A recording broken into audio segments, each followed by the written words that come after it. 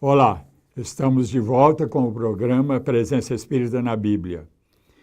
Vamos abordar nesse bloco um assunto muito importante dentro da doutrina espírita e eu diria dentro de outras religiões também, é a reencarnação. Porque a reencarnação hoje é a maior crença que existe depois da crença em Deus e no espírito imortal. Todas as religiões têm adeptos da doutrina da reencarnação. A Universidade de Oxford, ela recebeu uma incumbência da Igreja Anglicana da Inglaterra no ano de 2000 para fazer uma pesquisa no mundo inteiro sobre a reencarnação, que alguns cientistas chamam de fenômeno da reencarnação, e não doutrina da reencarnação.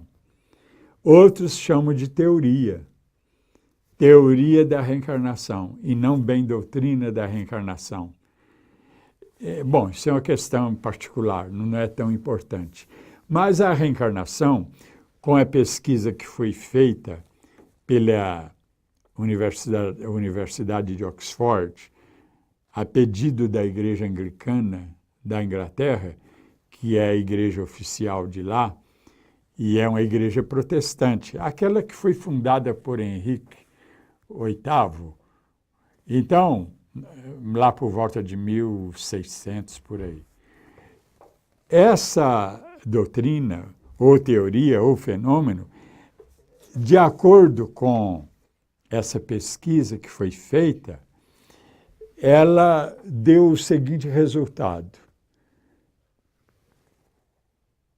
3/4, porque mais de 2/3, chegando a quase 3/4 da população do mundo, crê na reencarnação, independente de religião. Então, é uma crença universal. E ela vem crescendo sempre, porque ela tem o respaldo de vários segmentos da ciência. Temos aí a TVP, por exemplo, que faz regressão a vidas passadas, por grandes especialistas na medicina, na psicologia, na psiquiatria, na neurologia. E é um fato muito praticado, muito mais do que aqui no Brasil, do que aqui na América Latina. Então, a TVP, Terapia de Vivências Passadas, ela é uma terapia que faz o indivíduo regredir a um passado e que vai registrar o que está causando o mal que ele tem hoje, como consequência de um fato acontecido, geralmente traumático, numa vida anterior.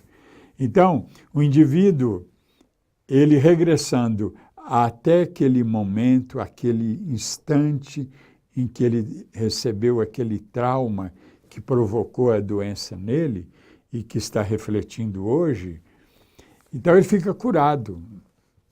Fica curado e não há falha. Ipso facto, fez essa terapia, chegou lá na causa, ele fica curado. E geralmente não tem cura com outro tipo de tratamento. Só tem cura com essa regressão a vidas passadas. Então, a reencarnação hoje é um fato corriqueiro, vamos dizer, universal, e não é uma questão só de religião, de espiritualismo, é uma questão também científica. Agora, a reencarnação, do ponto de vista teológico, ela é muito importante. Fala-se muito na misericórdia infinita de Deus. E o que é misericórdia infinita de Deus? É uma misericórdia que não tem fim. Não tem fim.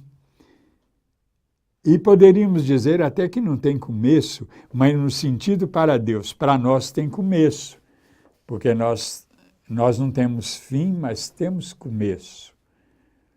Então, nesse sentido, ela é infinita porque é de Deus, né? E Deus não tem princípio nem fim.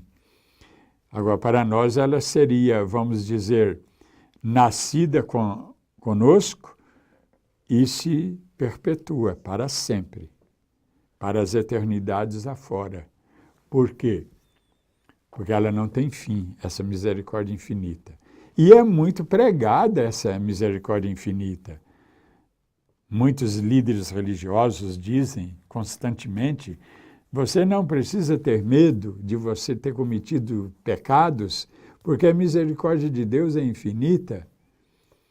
Há perdão de sobra para sempre. Mas, e se não houver reencarnação? Aí, essa misericórdia infinita fica insustentável. Ela não é mais entendida, porque o indivíduo morre, ou ele vai para o céu, ou ele vai para o inferno, ou às vezes não, dentro da doutrina da igreja, ele vai frequentemente para o purgatório, onde ele vai acabar de se purificar para depois ir para o céu. Só que esse céu também não é um local, como a doutrina espírita ensina, é um estado da alma.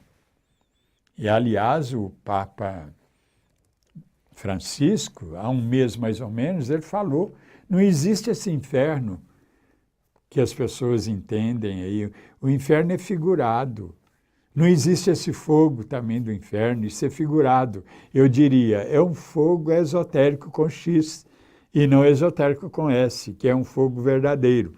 Fogo de lenha, fogo de vela, fogo de gasolina, fogo de gás, etc. Então, a gente não pode pegar o pé da letra. Paulo fala, não nos prendamos à Bíblia literalmente, à palavra, mas o que está por baixo da palavra. Isso, então, é muito importante, mas, infelizmente, a maioria tem interpretado a Bíblia literalmente ao pé da letra, e aí a Bíblia fica um livro ininteligível. Mas estamos chegando ao final deste bloco e quero deixar aí o e-mail para contato para você enviar para nós suas críticas, suas sugestões, suas perguntas.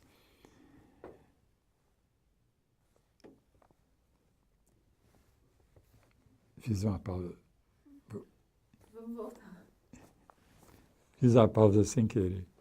Exagerado e eu também interrompendo mesmo. Mas é só falar, né? Ver o que eles dão. A gente vai cortar. Só falar, né?